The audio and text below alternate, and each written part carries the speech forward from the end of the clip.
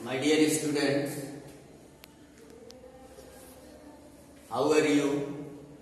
I hope that you are well at home. By the grace of Almighty Allah, I am well too. I congratulate you to today's online class. Today we discuss about changing sentence.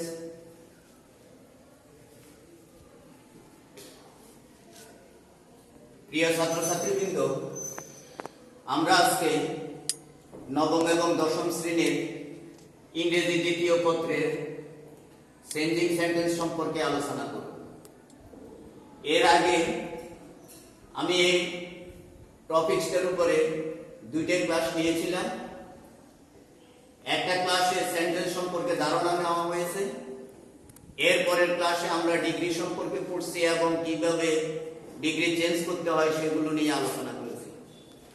আজকে আমরা যে পার্টটা নিয়ে আলোচনা করব সেটা হচ্ছে, আমরা পূর্বে পড়েছিলাম স্ট্রাকচার বা গঠন অনুযায়ী সেন্টেন্সের প্রকারভেদ। স্ট্রাকচার এবং গঠন অনুযায়ী সেন্টেন্সকে ভাগ করা হয়েছে তিন ভাগে। একটা হচ্ছে সিম্পল সেন্টেন্স, যার বাংলা হচ্ছে সরল বাক্য। আরেকটা হচ্ছে কম্পাউন্ড সেন্টেন্স, যার বাংলা হচ্ছে যৌগিক বাক্য। 3 নাম্বার কমপ্লেক্স সেন্টেন্স, বাংলা হচ্ছে জটিল বাক্য। প্রিয় শিক্ষার্থীবৃন্দ, আমরা আসলে ক্লাস 6, 7, 8 পড়েছি। এরপরও আমি তোমাদেরকে আবার এই সেন্টেন্সগুলোর সংজ্ঞা স্মরণ করিয়ে দিচ্ছি। যে সেন্টেন্সে একটি সাবজেক্ট, খেয়াল রাখবে সিম্পল সেন্টেন্স কাকে বলে আমি আবারও বলছি, যে সেন্টেন্সে সাবজেক্ট থাকবে একটি, মূল ভার্ব থাকবে একটি এবং এই সেন্টেন্সে কোনো প্রকার কনজাংশন বা সংযোজক ক্রিয়া ব্যবহার হয় না, এইরূপ সেন্টেন্সকে সিম্পল সেন্টেন্স বলে। যেমন আই রিড এ বুক। একটু খেয়াল করো, এখানে আইটা হচ্ছে সাবজেক্ট, রিড হচ্ছে ভার্ব। আমাদের সংজ্ঞা অনুযায়ী সাবজেক্ট একটি, ভার্ব একটি, সুতরাং আমরা নিঃসন্দেহে ধরে নিতে পারি এটি একটি simple sentence. Number 2, compound sentence. যে সেন্টেন্সে দুইটি অংশ থাকে, আমি আবারও বলছি, কম্পাউন্ড সেন্টেন্সে দুইটি অংশ থাকে এবং প্রত্যেকটি অংশে একটি করে সাবজেক্ট ও একটি মূল ভার্ব থাকে। অর্থাৎ এইরূপ সেন্টেন্সে সাবজেক্ট দুইটি এবং মূল ভার্ব দুইটি, এবং সেন্টেন্সের দুইটি অংশ এই কনজাংশনগুলো দ্বারা যুক্ত হয়। সেগুলো হচ্ছে এন্ড, বাট, অর, ইয়েট দ্বারা যুক্ত হয়। যেমন he is poor but he is honest.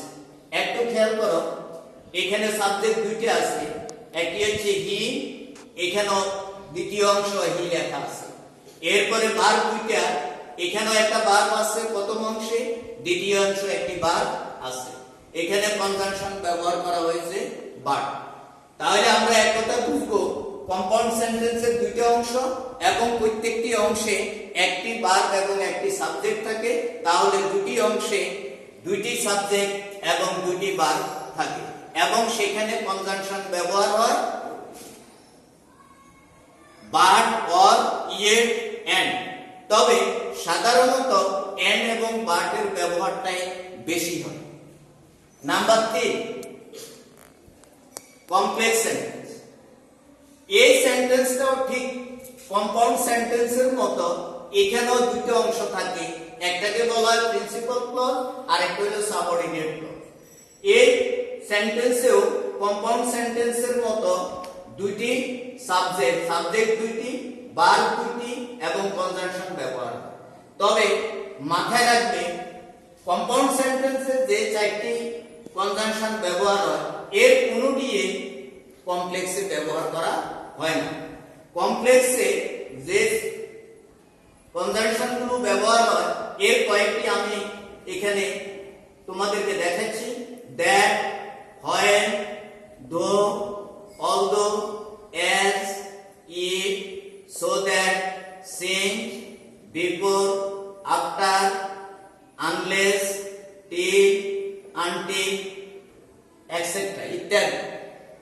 প্রিয় শিক্ষার্থীবৃন্দ, আমি তোমাদেরকে আবারও বলছি, স্ট্রাকচার অনুযায়ী সেন্টেন্স হচ্ছে তিন প্রকার: সিম্পল, কম্পাউন্ড, কমপ্লেক্স। সিম্পলে সাবজেক্ট একটি, ভার্ব একটি, কোনো কনজাংশন ব্যবহার হয় না। কম্পাউন্ডে সাবজেক্ট দুইটি, ভার্ব দুইটি, কনজাংশন ব্যবহার হয় চারটি: এন্ড, বাট, অর, ইয়েট। তবে এই চারটির মধ্যে সাধারণত এন্ড এবং বাট বেশি ব্যবহার হয়। Number 3, complex sentence. এই সেন্টেন্সটিতেও দুইটি ভার্ব এবং দুইটি সাবজেক্ট থাকে এবং কম্পাউন্ডের যে কনজাংশনগুলো ব্যবহার হয় এর বাইরে কিছু কনজাংশন আছে সেগুলো ব্যবহার হয়, যেমন দ্যাট, হোয়েন, দো, although, as, if, so that, since, before, after, unless, till, until, etcetera ইত্যাদি। এরপর প্রিয় শিক্ষার্থী বন্ধু, আমরা এই পর্যন্ত তোমাদেরকে সেন্টেন্স সম্পর্কে বলেছি, গঠন অনুযায়ী সেন্টেন্সের সংজ্ঞা দিয়েছি, গঠন অনুযায়ী সেন্টেন্স গঠনের কথা বলেছি। এখন আমরা চেষ্টা করব এই সেন্টেন্সগুলোকে কিভাবে চেঞ্জ করা যায়, রূপান্তর করা যাচ্ছে। চেঞ্জিং সেন্টেন্স এখানে লেখা আছে simple, complex, compound.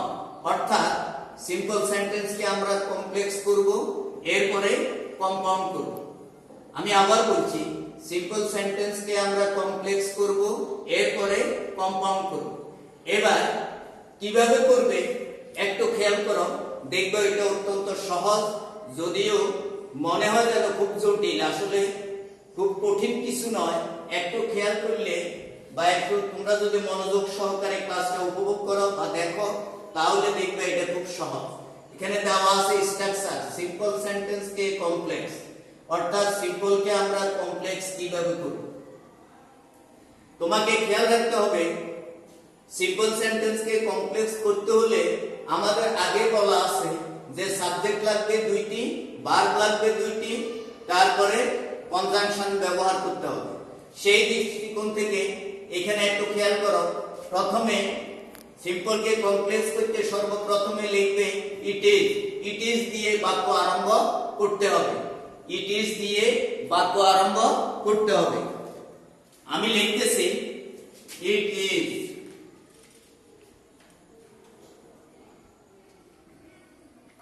It is দিয়ে বাক্য আরম্ভ করতে হবে। এরপরে আছে, এরপর প্রথম অংশের অ্যাডভার্বের অ্যাডজেক্টিভ রূপ। একটু খেয়াল করো, এখানে লেখা আছে অ্যাকচুয়ালি, এটা কিন্তু অ্যাডভার্ব, আর এটা যদি আমরা অ্যাডজেক্টিভ করি, এটার অ্যাডজেক্টিভ করলে হবে actual. A C T U A, actual. It is actual. এরপরে বলা আছে কমা উঠিয়ে দিয়ে, অর্থাৎ এখানে যে কমা আছে এই কমার পরিবর্তে আমরা লিখব সেখানে দ্যাট।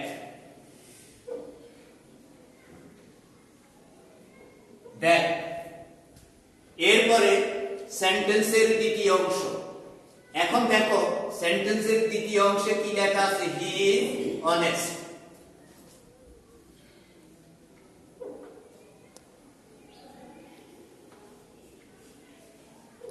এবার একটু খেয়াল করো, অ্যাকচুয়ালি হি ইজ অনেস্ট, এখানে সাবজেক্ট একটা, ভার্ব একটা, আর এটাকে যখন আমরা কমপ্লেক্সে পরিবর্তন করেছি তখন দেখা গেছে সাবজেক্ট হচ্ছে দুইটা, ভার্ব হচ্ছে দুইটা, আর অ্যাডজেক্টিভের অ্যাডভার্বের অ্যাডজেক্টিভ রূপ লিখতে হয়েছে। তাহলে কি দাঁড়ালো এখন, ইট is actual that he is honest. এরপরে আমাদেরকে যেতে হবে আবার সিম্পল কমপ্লেক্স থেকে কম্পাউন্ড। এখন কমপ্লেক্স থেকে কম্পাউন্ড কিভাবে করব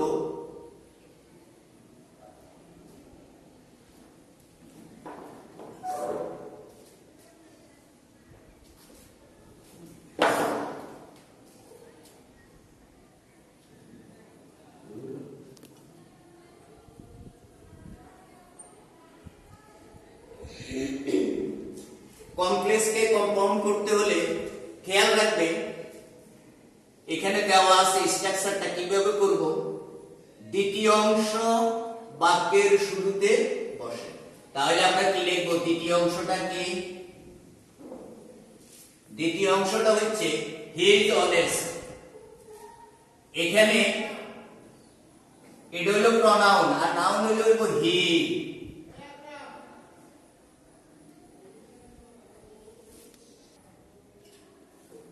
He is honest. কি বলা হয়েছে? দ্বিতীয় অংশ বাক্যের শুরুতে বসে, এরপরে কি লিখব? দ্যাট উঠে যায় এবং এর স্থলে এন্ড বসে, অর্থাৎ দ্যাটটাকে আমরা বাদ দিয়ে তার জায়গায় লিখব এন্ড। এরপরে কি হবে? বাক্যের প্রথম অংশ। বাক্যের প্রথম অংশটা কি? It is actual.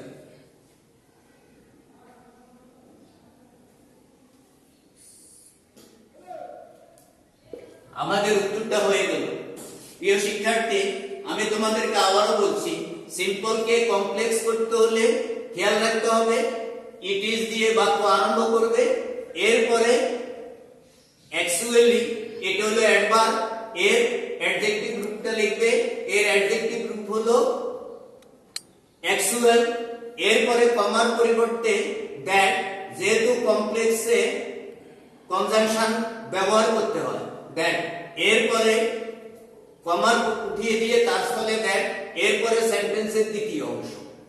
এরপরে বলা হয়েছে এই কমপ্লেক্সটাকে আবার আমরা কিভাবে কম্পাউন্ড করব।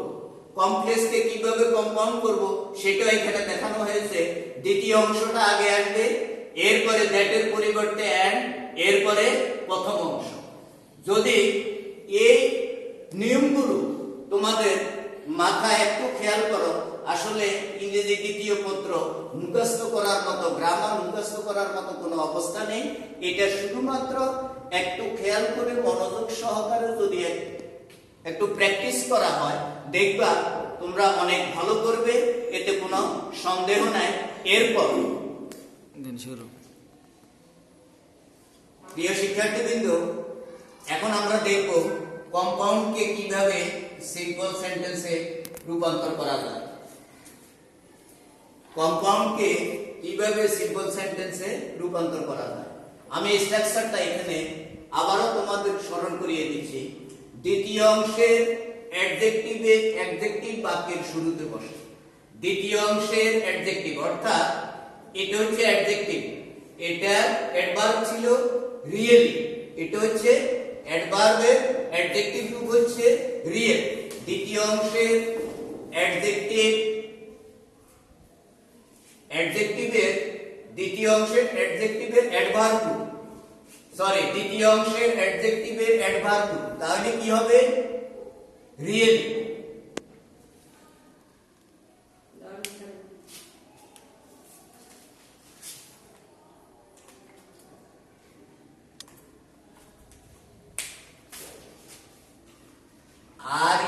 REALLY, really. এরপরে এন্ড উঠে যায়, কমা বসে, এরপর প্রথম অংশ, এরপর প্রথম অংশ রিয়েলি দে আর পুয়ার। প্রথম অংশ হচ্ছে দে আর পুয়ার, দে আর পুয়ার। আমাদের উত্তরটা হয়ে গেল।